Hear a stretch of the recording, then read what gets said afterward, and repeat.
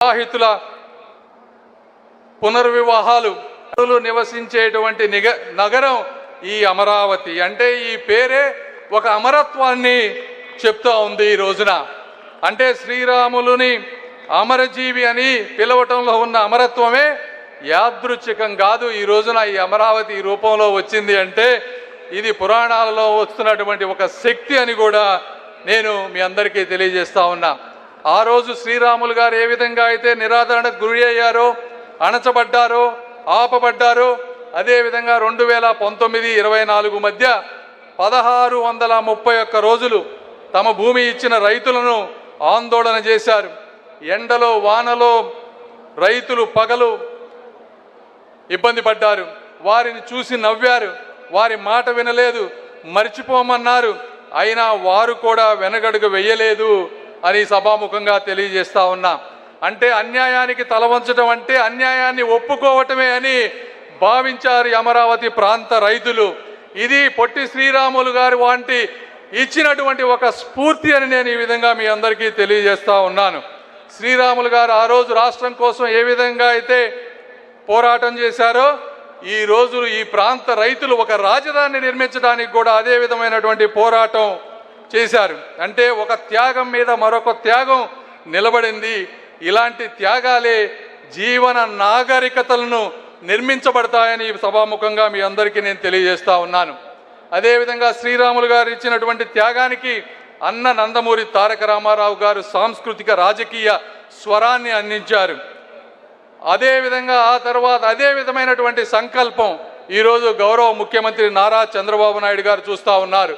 2014లో హైదరాబాద్ నుంచి మనం విడిపోయిన తర్వాత వారు కూడా నిరాశ చెందలేదు.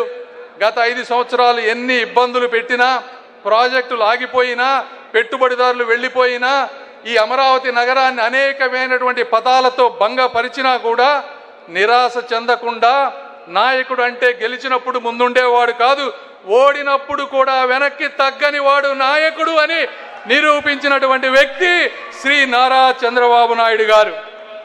అందుకే చరిత్రలో సార్ మీకు కూడా అమరావతిని మళ్ళీ నిలబెట్టిన నాయకుడు శ్రీ నారా చంద్రబాబు నాయుడు గారు అనే విధమైనటువంటి బిరుదు కూడా వచ్చే విధంగా మేమందరం కూడా కష్టపడతామని మీకు తెలియజేస్తా ఉన్నాను.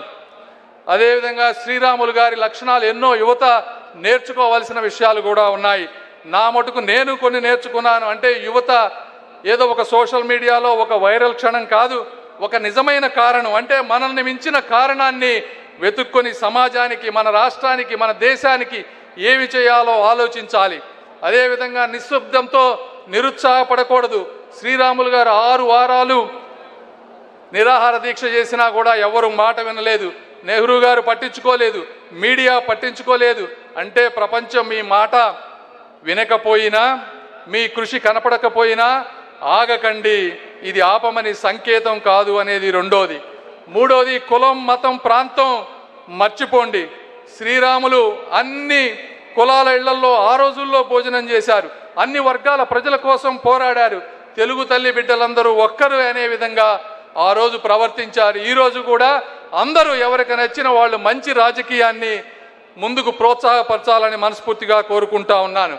కేవలం విభజించడం అనేది బలహీనమైనటువంటి నాయకుల ఆయుధం, ఐక్యత బలవంతుల ఆయుధం అని ఈ విధంగా నేను తెలియజేస్తా ఉన్నాను. అదేవిధంగా ఆఖరిగా 4వది నవ్యాంధ్రప్రదేశ్ నిర్మాణంలో ప్రతి ఒక్కరు కూడా భాగస్వామ్యం కావాలి. నా ఊరికి వెలుతురు కావాలి అంటే ముందు నా ఇంటి దీపం వెలగాలి.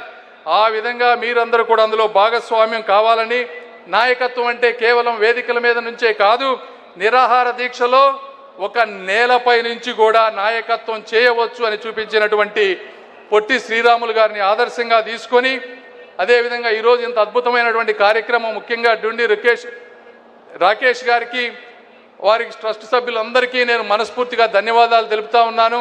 అదేవిధంగా వేదిక పైన ఉన్నటువంటి ఈ కార్యక్రమానికి మొత్తం పర్మిషన్లు ఇచ్చినటువంటి వారిని కానీ, నారా లోకేష్ గారిని గుర్తించినందుకు కానీ, చంద్రబాబు నాయుడుకి అందరికీ కూడా కృతజ్ఞతలు తెలుపుకుంటూ, ఆఖరిగా తెలుగు జాతి త్యాగాలను గుర్తించుకునే జాతి, సర్వస్వం ఇచ్చిన వారిని గౌరవించే జాతి.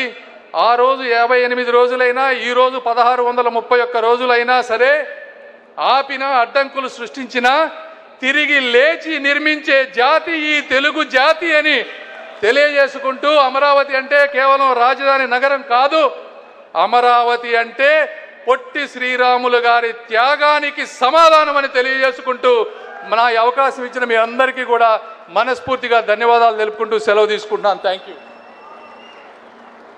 Thank you Chandrashekhar garu for that wonderful speech. And ఇప్పుడు the honourable BJP state president, party president Shri P V N Madhav garu, very dynamic leader, వారిని మాట్లాడవలసిందిగా రిక్వెస్ట్